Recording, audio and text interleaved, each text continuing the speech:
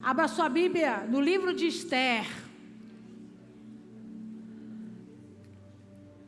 Quem está aqui nos visitando pela primeira vez? Deixa eu te ver. Sejam bem-vindas, minhas irmãs. Deus abençoe. Quem mais? Cheia de vergonha. Seja bem-vinda lá atrás. Permaneça com a mão levantada, por favor, que os irmãos da igreja vão levar uma lembrança para vocês. Isso, aqui, minhas meninas.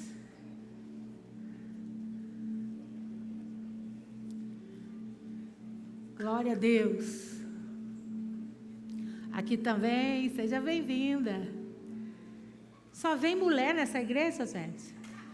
Cadê os homens, Jesus? Nós precisamos de varão cheio do Espírito Santo, aleluia. Tem aqui na frente e tem... Isso, Lude, obrigada. Glória a Deus. Livro de Esther, capítulo 9.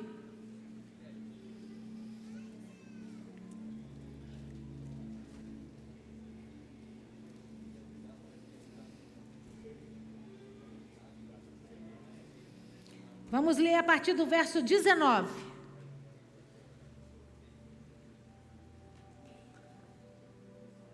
Esther 9, verso 19. Você achou? Diga amém. Assim diz a palavra do Senhor para nós essa noite. Também os judeus das vilas que habitavam nas aldeias abertas fizeram do dia 14 do mês de Adar dia de alegria e de banquetes, e dia de festa, e de mandarem porções dos banquetes uns aos outros. Mordecai escreveu essas coisas e enviou cartas a todos os judeus que se achavam em todas as províncias do rei Assuero, aos de perto e aos de longe, ordenando-lhes que comemorasse o dia 14 do mês de Adar e o dia 15 do mesmo todos os anos, como os dias em que os judeus tiveram o sossego dos seus inimigos, e o mês que se lhes mudou de tristeza em alegria, de luto em dia de festa, para que os fizessem dias de banquetes e de alegria, e de mandassem porções dos banquetes uns aos outros, e dádivas aos pobres. Assim, os judeus aceitaram como costume o que naquele tempo havia feito pela primeira vez, segundo Mordecai lhe prescrevera. Porque Amã, filho do Amedato, o Agagita, inimigo de todos os judeus, tinha intentado destruir os judeus e tinha lançado isso é, sortes para os assolar e o destruir. Mas tendo Esther ido perante o rei, ordenou ele por cartas que o mau intento que se assentaram contra os judeus recaísse contra a própria cabeça dele, pelo que enforcaram a ele e seus filhos. Por isso daqueles dias chamaram Purim, do nome Pur, daí por causa de todas as palavras daquela carta e do que testemunharam e do que lhes haviam sucedido. Determinaram os judeus e tomaram sobre si, sobre a sua descendência e sobre todos os que chegassem a eles, que não se deixaria de comemorar esses 2 dias, segundo os que se escrevesse deles, e segundo o seu tempo marcado todos os anos. E que esses dias seriam lembrados e comemorados de geração em geração, por todas as famílias, em todas as províncias, em todas as cidades, e que esses dias de Purim jamais caducariam entre os judeus, e que a memória deles jamais se extinguiria até os seus descendentes. Amém? Feche os seus olhos, abaixe a sua cabeça. Poderoso Deus, em nome de Jesus, te rendemos graças nesse dia, um dia de festa, um dia que o céu se alegra, porque temos como comprovação que tu és um Deus justo e fiel, um Deus que opera a favor do teu povo e muda a vida e muda a história de muitos. Eu me coloco atrás da cruz de Cristo, a sombra do Onipotente. Eu te peço, tome esse altar que é teu de honra e direito, ministra sobre nós, para a glória do teu nome, no nome poderoso de Jesus. Amém, amém, amém. Você pode aplaudir ao Senhor?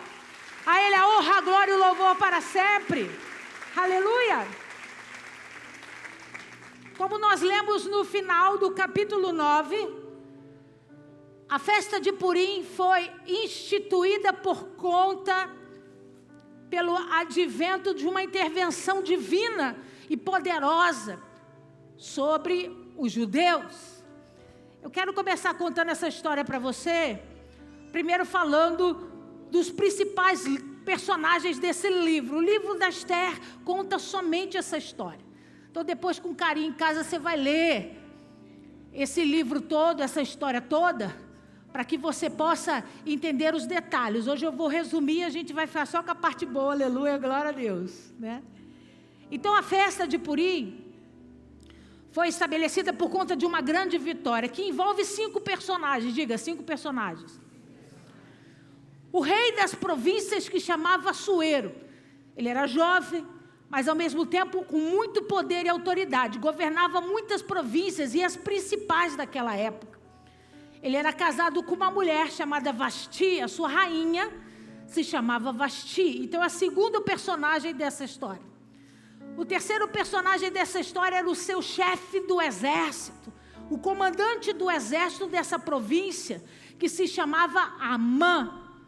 O quarto personagem é um homem chamado Mordecai, um judeu, que depois do exílio, depois do cativeiro, decidiu ficar nessas terras, nessas províncias, por medo de voltar a Jerusalém.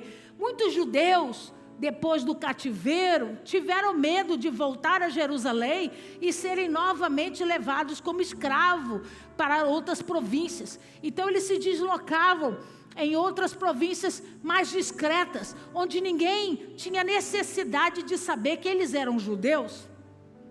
E com Mordecai junto foi uma menina, o nome dela Radassa, uma jovem que a Bíblia diz para nós que os seus pais morreram no cativeiro. Ela é órfã de pai e de mãe, e esse tio era o principal parente de sangue dela. Então ele adota Radassa, e é óbvio que como ele não decide voltar para Jerusalém, Radassa fica com ele na província. A Bíblia diz o nome da cidadela, uma cidadela chamada de Suzã. Você está entendendo? Diga amém. E para a gente entender um pouco essa história, a gente precisa entender de cultura. A gente precisa entender como que a cabeça deles funciona. Quando eles chegam nessa cidade, o Mordecai, o tio e a Radassa, eles fazem uma escolha. Eles decidem se tornar anônimos. Eles não querem que as pessoas saibam que eles são judeus, por conta da perseguição e do antissemitismo que sempre existiu e nunca deixou de existir. Então, eles faziam de tudo, o tempo todo, para que as pessoas não o reconhecessem como judeus. Então, quando Radassa chega na cidadela de Suzã, ela escolhe o nome de Esther, porque Radassa é um nome hebreu, Esther não. Então ela escolhe um nome para ser chamada dentro desse território, para dificultar um pouco as coisas, para que as pessoas não reconhecessem nem seu tio, nem ela, como restantes do cativeiro, né? Sobreviventes da perseguição contra os judeus. Você está entendendo? Diga amém. Mas para a gente entender o poder dessa mudança de nome, a gente precisa entender o que isso significa. Ninguém dá um nome para um filho, igual a gente vê em umas brincadeiras aí, né? De filho de chinês e de japonês, que é só ir para o rio tacar a pedra e fazer o barulho, escutar o barulho. Xin Chan Chun é o nome da criança. Só jogar pedra. Não. Normalmente as pessoas escolhem nomes que são importantes, dão a elas nomes importantes, ou nome de pessoas que foram importantes, gerações, e aí você tem o nome do pai, você tem o nome de um filho igual, você tem o nome de um neto igual, porque você quer perpetuar uma geração. Ou você escolhe nomes porque você quer determinar destino sobre essas pessoas. Então, quando eu quero que alguém seja uma pessoa feliz, a gente vai dar o nome de Bia, de Beatriz. O significado, aquela que faz feliz. Porque a gente vai procurar na raiz do nome aquilo que a gente quer profetizar sobre a vida das pessoas. E o judeu leva isso muito a sério. O nome dos filhos são decretos de vida ou de morte. Quantos aqui já ouviram falar no nome Mara? Mara é amargura. Diego é diabo. Temos Diego aqui? Vamos orar para Deus mudar teu nome. Diego é diabo. Então, Quando, à medida que você escolhe um nome, você decreta algo importante. Por que uma mãe judia, pensa aqui comigo, por que uma mãe judia daria o nome a uma menina de Radassa? O que significa Radassa? Alguém aqui sabe? Murta, aquela planta verde bonita. Põe para nós aí, por favor. A murta é essa planta bonita que normalmente a gente faz muro inglês com ela, né? Uma planta que dá muito verde e ela tem um perfume muito gostoso de ser sentido. Mas você daria o nome da sua filha de muro inglês? Porque você gostou do muro inglês, você disse, minha filha agora vai chamar Murta, porque eu gostei da planta. Tem alguém aqui chamado Samambaia? Tem alguém aqui chamado Espada de São Jorge? Porque não é sobre o que a gente vê, é sobre o significado que está por trás disso. Deixa marcada a sua Bíblia, Esther, vai comigo em Levíticos, por favor. Levíticos capítulo 23.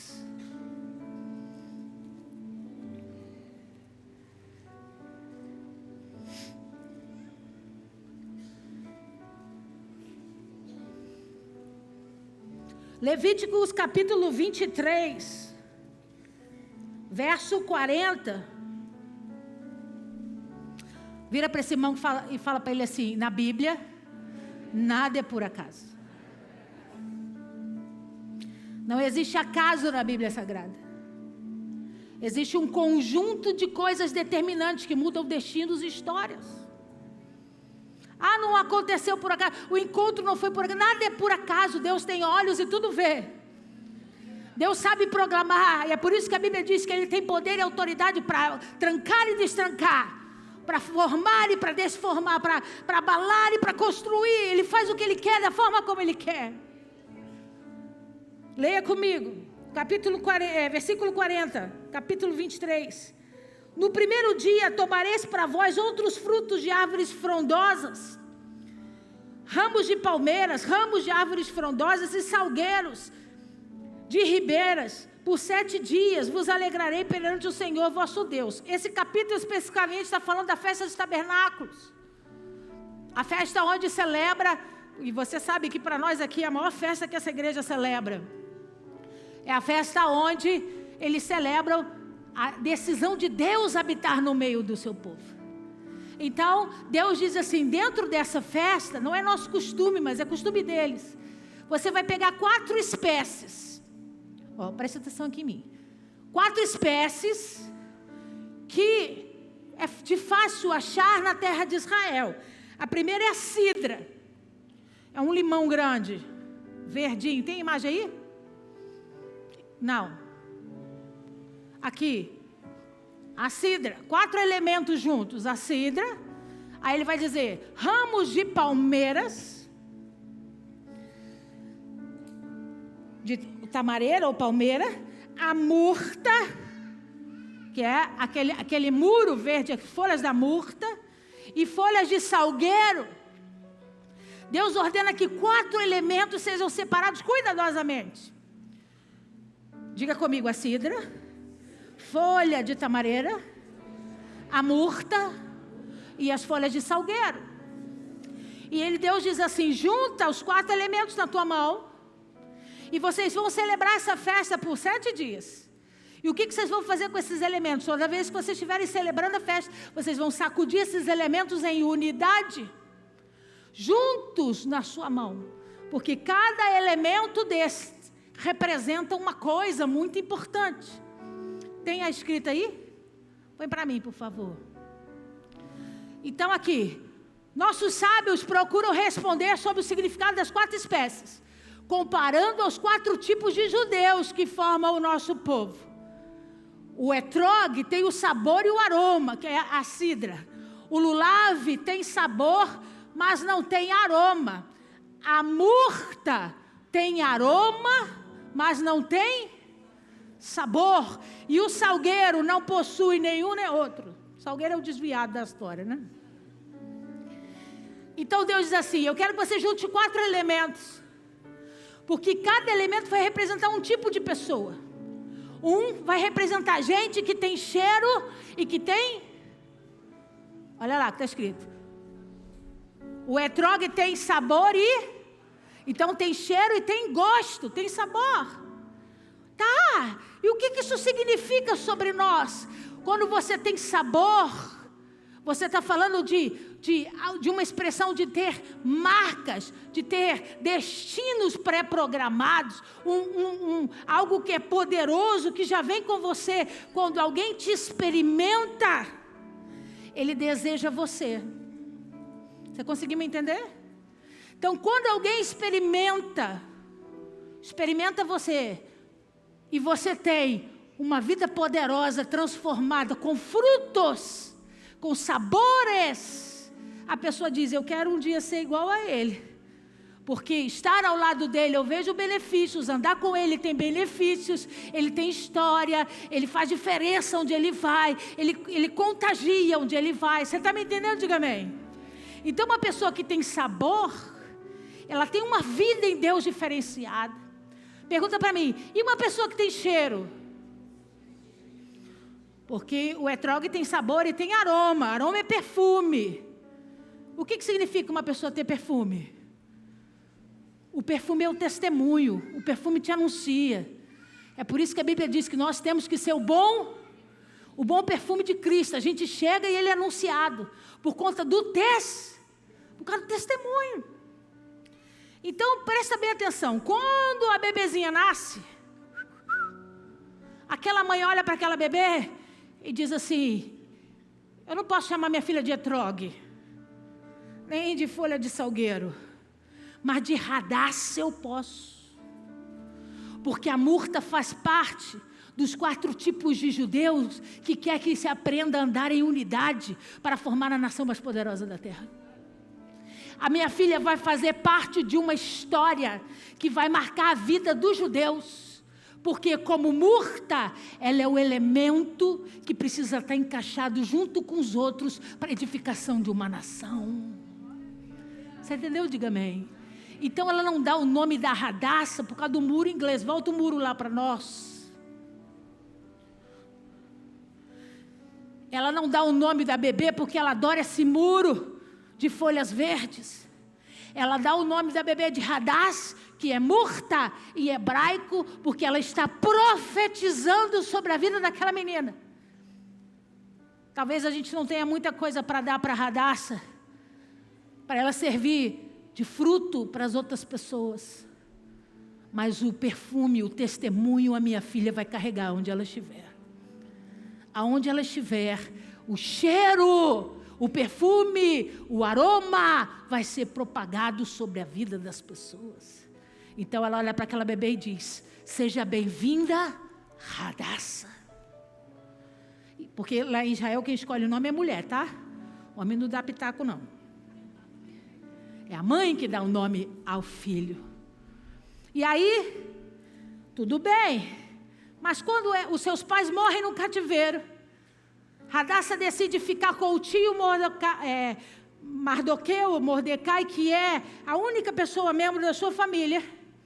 Ela não tem para onde correr, porque você sabe que da mesma forma a lei de Moisés diz que a órfã ela vai precisar ser cuidada pela vida ou pelo governo a vida inteira.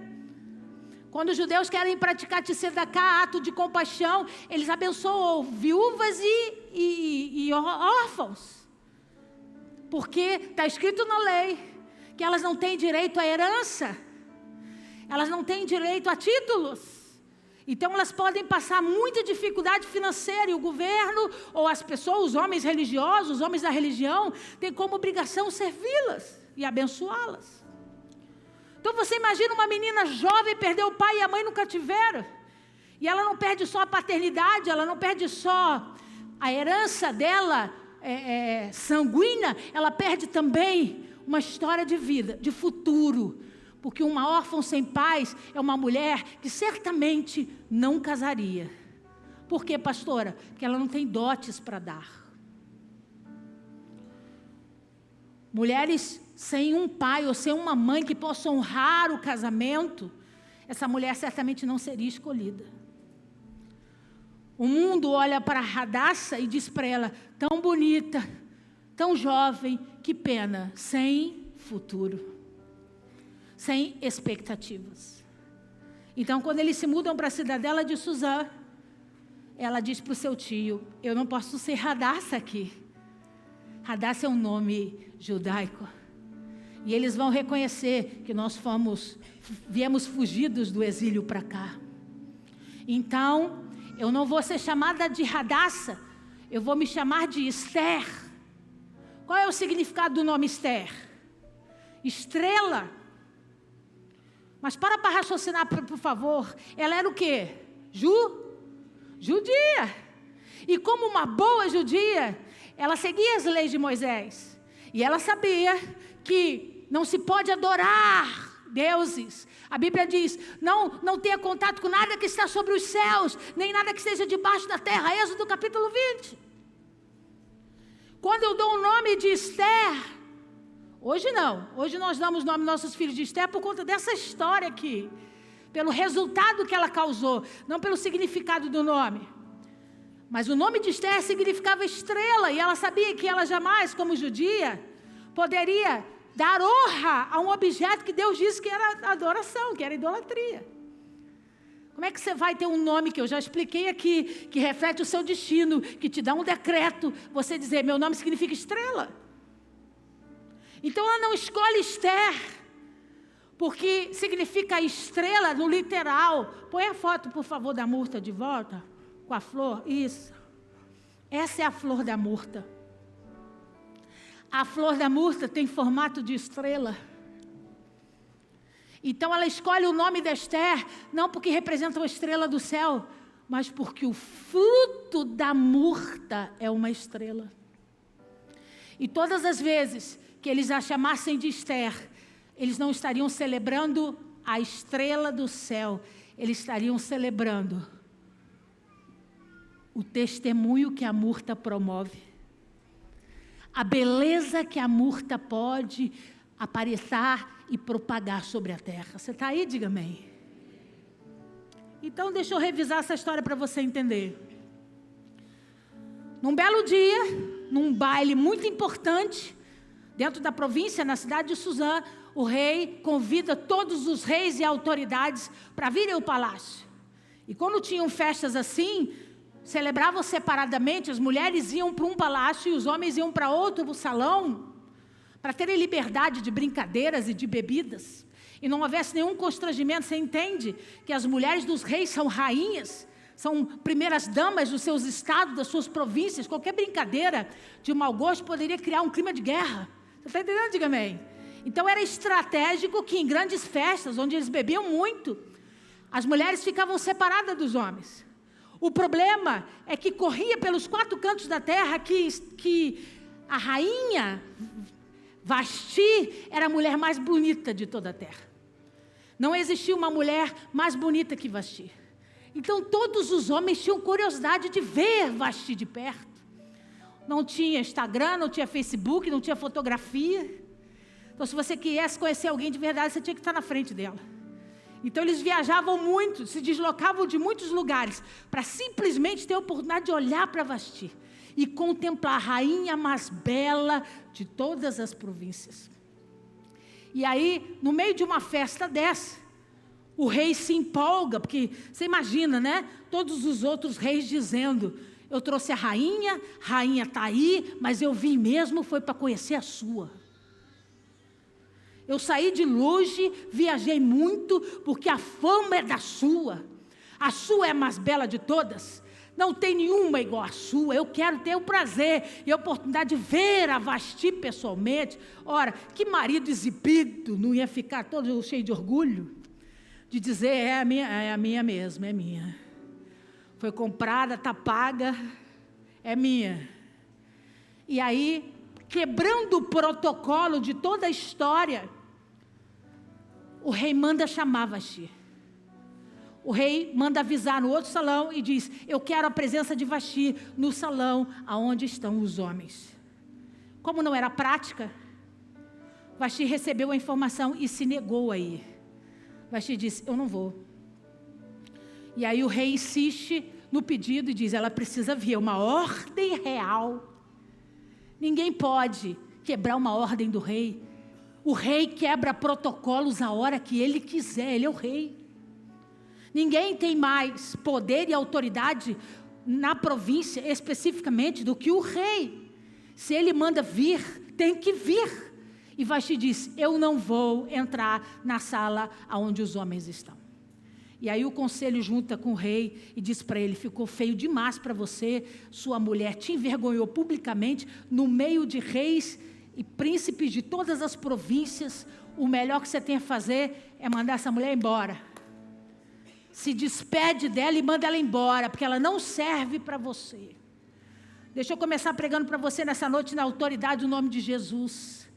Aonde tiver uma Vasti que desonra o rei, que está ocupando um lugar que não foi Deus que escolheu para estar, Deus vai fazer a máscara da Vasti cair, para ela ser retirada daquele lugar, porque Deus já planejou alguém para tomar aquele lugar. Pastor, o que a senhora quer dizer com isso? Eu quero dizer se o que está escrito para você, para você. O que Deus deu, o que Deus disse que ia te dar é teu, ninguém toma. Pastora, mas tem gente lá sentando no meu lugar. A máscara da Vasti vai cair e Deus vai te colocar lá. Deus tem os seus caminhos. Diga para esse irmão que está ao seu lado, bata no peito e diga, nosso Deus é um Deus de reviravoltas. Quando que a mais bonita? Quando que a mais falada?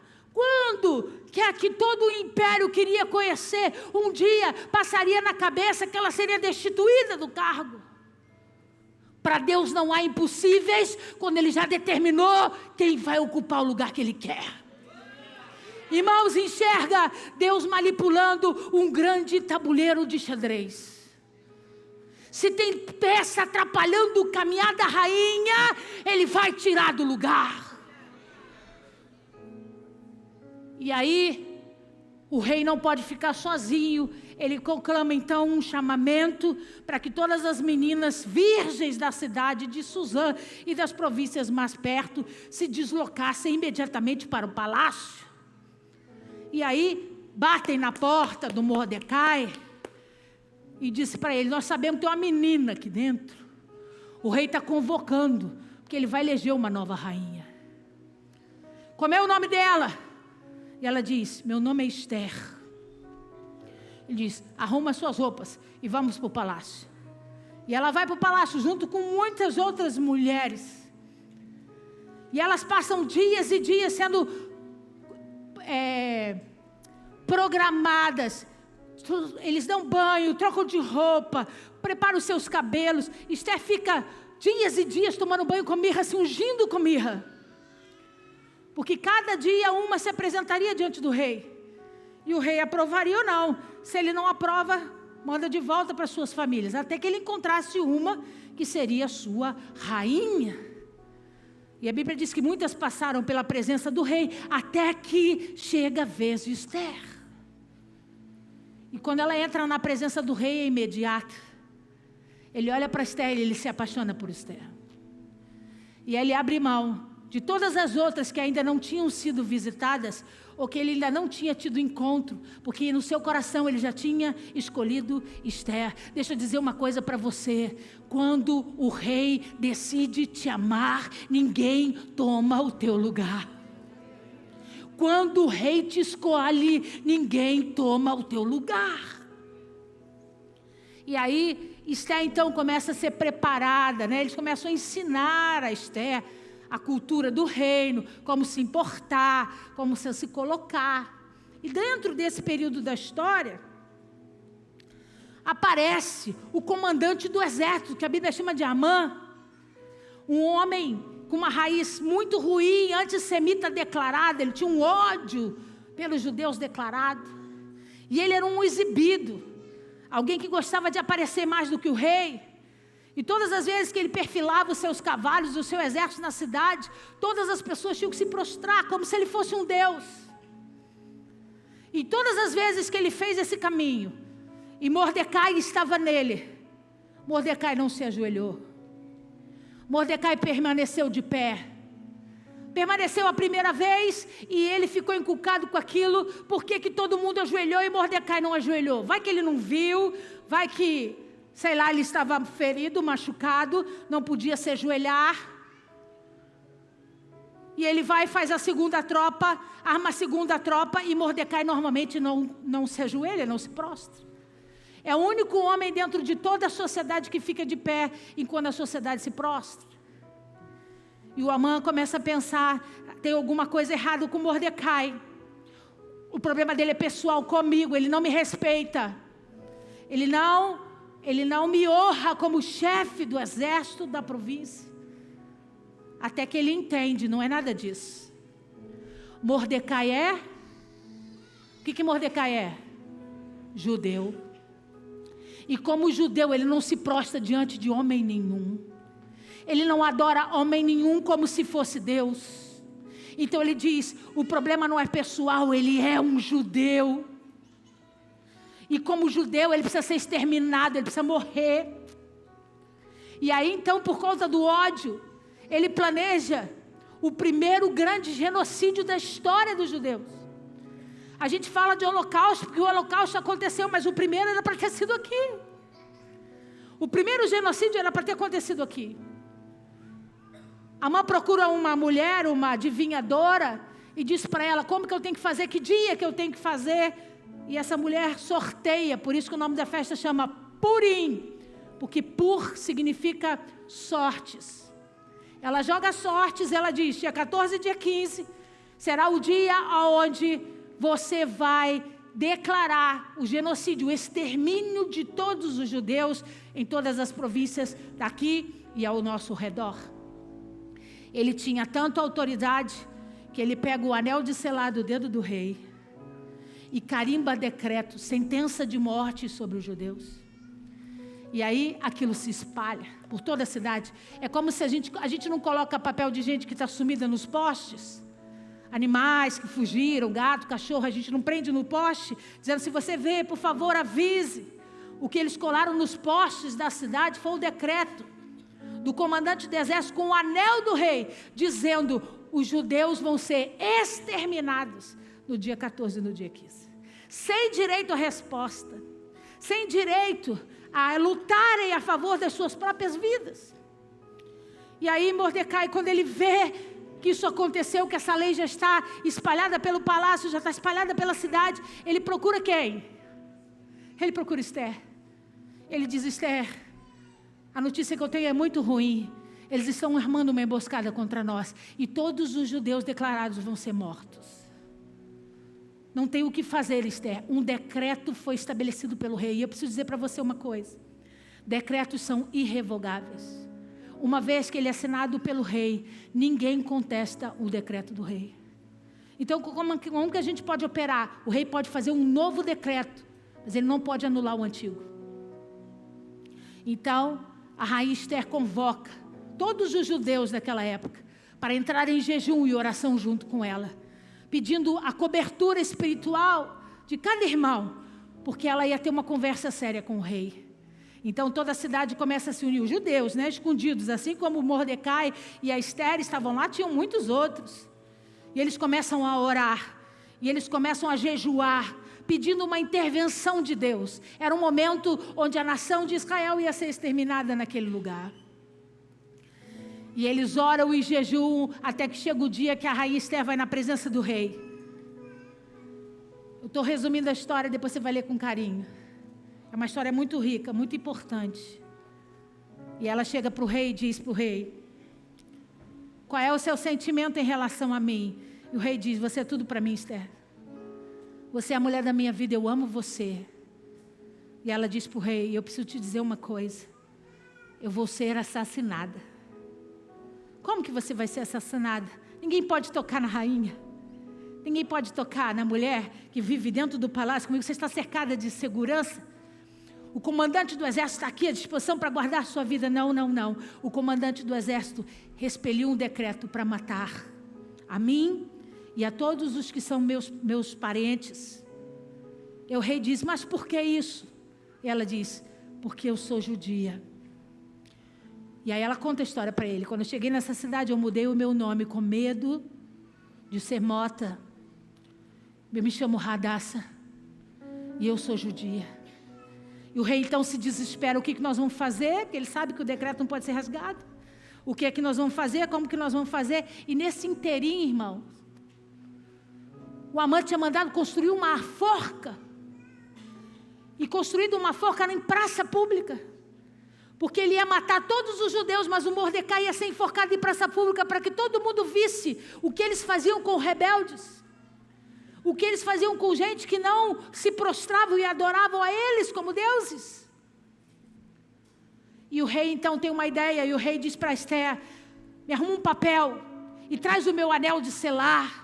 E ele diz: eu não posso revogar a lei, mas eu vou instituir uma nova lei. A partir do dia de hoje, os judeus podem vir ao palácio para tomar armas, armaduras, para aprender de guerra, se assim eles quiserem. O palácio vai estar aberto para treinar os judeus. Os judeus não tinham habilidade com isso. A maioria deles eram camponeses, pescadores, agricultores. E ele diz: o governo, o castelo vai servir as armas, vai servir a armadura, o que eles precisarem, porque no dia 14 e 15 de Agar, eles não vão enfrentar os inimigos de mãos vazias. Eles vão estar preparados para enfrentar os seus inimigos. Deixa eu dizer uma coisa para você, na autoridade do nome de Jesus: Deus traz armadura e arma da onde a gente menos imagina, para que a gente possa ferir o inimigo e sair de lá vitorioso.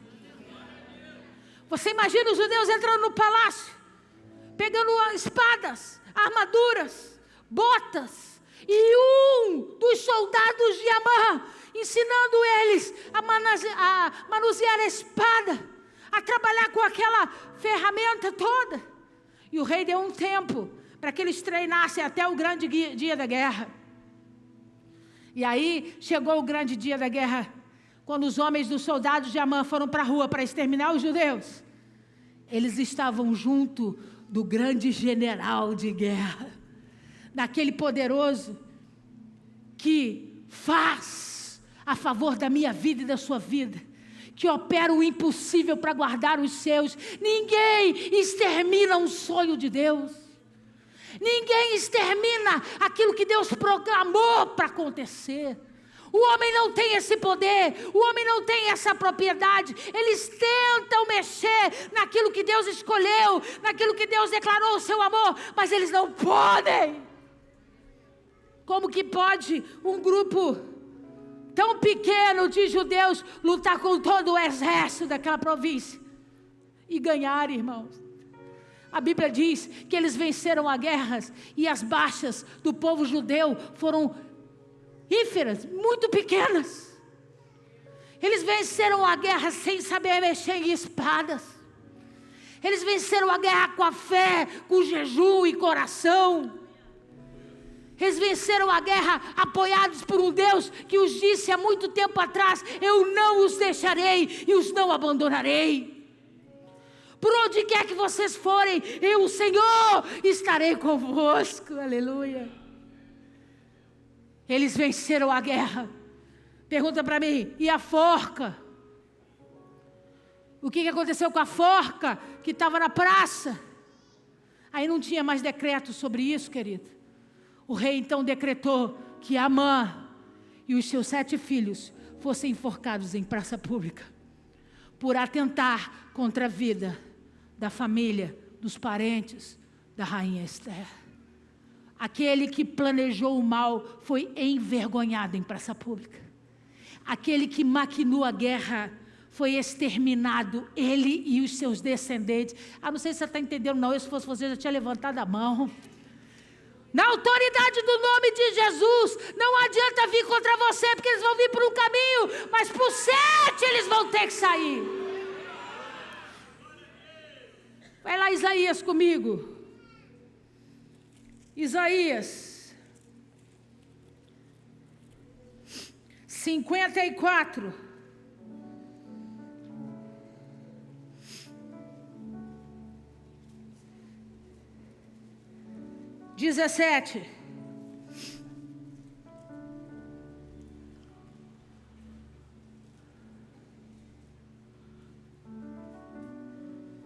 Isaías 54, 17.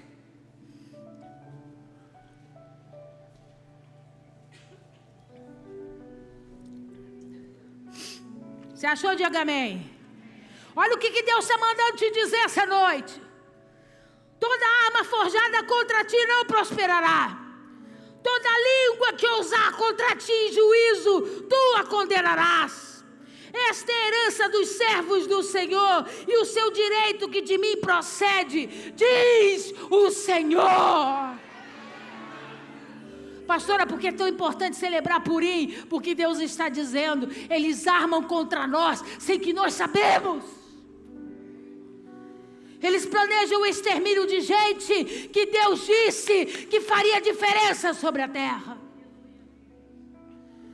Eles planejam o fim de sonhos, o fim de promessas, o fim de estatutos que Deus deu a cada um de nós. E Deus está dizendo, do mesmo jeito que eles se levantam, eles vão cair um por um. Ninguém toca na menina dos meus olhos. Ninguém toca naquele que eu escolhi para vencer. Ninguém toca naquele que eu autorizei construir. E eu comecei a história falando da menina. Eu vou terminar falando dela. Uma menina órfã, que não tinha direito à herança, que provavelmente não teria um casamento. Para os homens, uma história falida, a destruição e uma narrativa triste.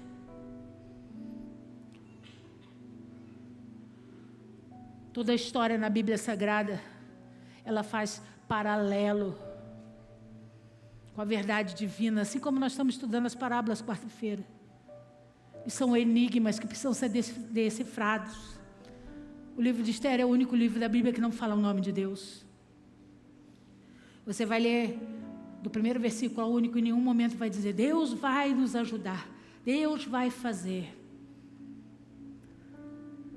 Porque aqui a história representa um rei que está em busca de uma rainha que não seja rebelde e desobediente.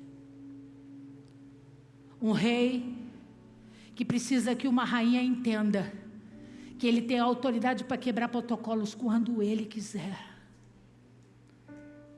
Que o rei não era só visto em dentro de palácios com coroa. Você lembra? A alegria do rei Davi era tão grande quando ele trouxe a arca de volta, que ele se despiu das suas vestes reais. E ele saiu dançando na frente da arca como um menino, completamente despojado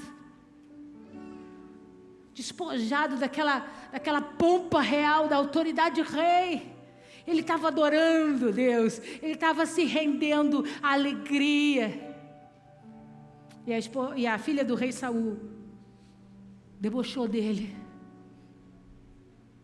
e foi amaldiçoada pelo Senhor por conta disso. Pastora, o que a senhora quer dizer? O rei quebra protocolos. E ele precisa de uma noiva que esteja atenta a isso. Uma noiva não religiosa, que cumpra regras absolutas. Mas uma noiva que entenda que o mover do Espírito, ele é preciso e ele precisa ser acompanhado. Ele não pode ser descartado. Você está entendendo? Diga amém. Como Vasti foi desobediente e rebelde, Deus decidiu escolher uma nova noiva. Uma noiva que se chama Marcos, Paulo, José, Maria, Carlos, Antônio, Luciana, Andréia. Uma noiva órfã, porque não tinha destino pré-programado. Uma noiva que tinha uma história, uma menina que tinha uma história de tristeza. Não tinha um futuro assinado. As pessoas, quando olhavam para Esther, diziam, uma moça tão boazinha, tão educada, mas que pena, não tem nada de especial para ela.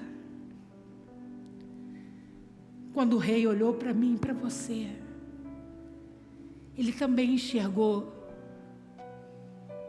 as nossas deficiências, as nossas ausências, os motivos das nossas tristezas, as nossas histórias do passado. Mas ele foi envolvido por um amor que é maior do que tudo. Quando Jesus olhou para mim e para você, e a Bíblia diz, e ele nos amou tanto,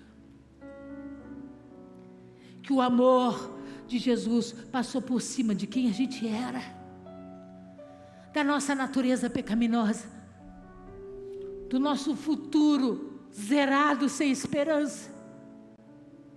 Passou por cima das nossas feridas, das mentiras, mesmo bem intencionadas, porque ela mudou o nome, ela mentiu o nome dela.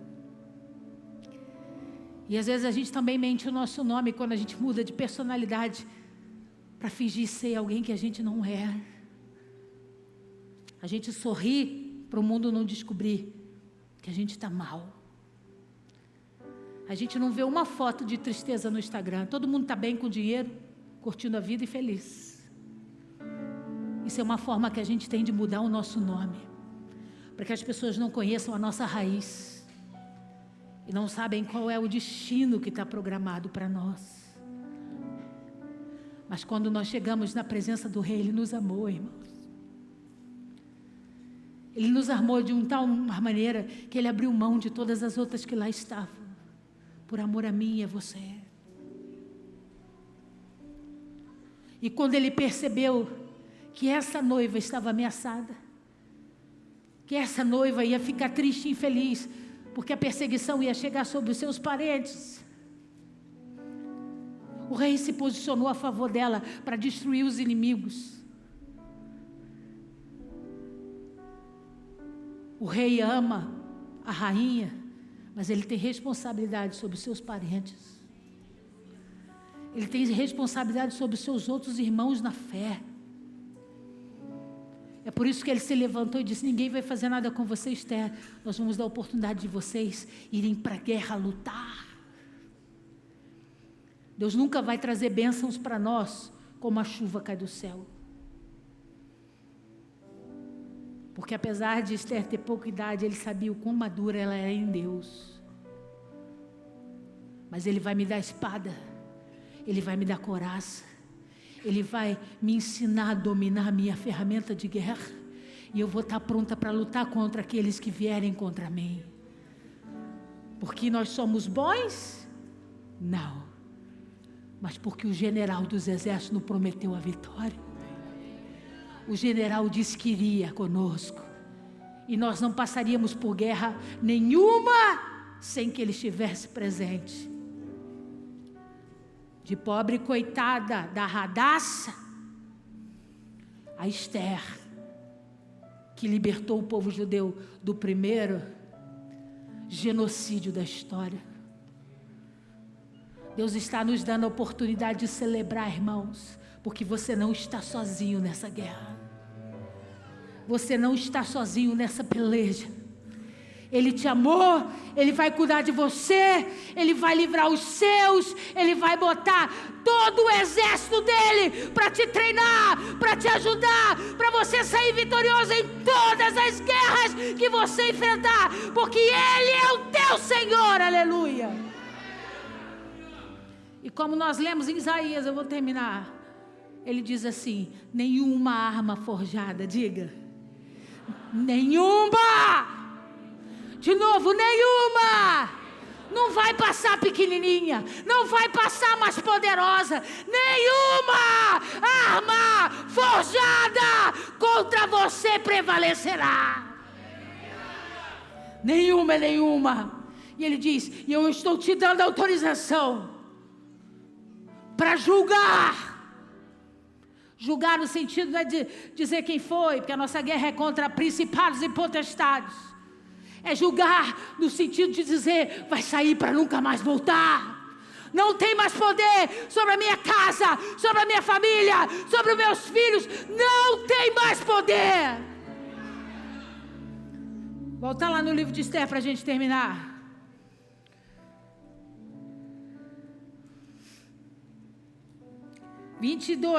Capítulo 9, 22. Como os dias em que os judeus tiveram sossego dos seus inimigos. Amigo, esse é um mês estabelecido no céu para Deus começar a nos dar sossego dos nossos inimigos. É uma festa onde nós vamos celebrar aquilo que Deus faz por nós. Se você vê televisão, também não sei se passa na televisão, eles estão celebrando Purim em Israel. E eles vão para as ruas vestidos de fantasias. É como se fosse um grande carnaval. Todo mundo nas ruas cantando, dançando.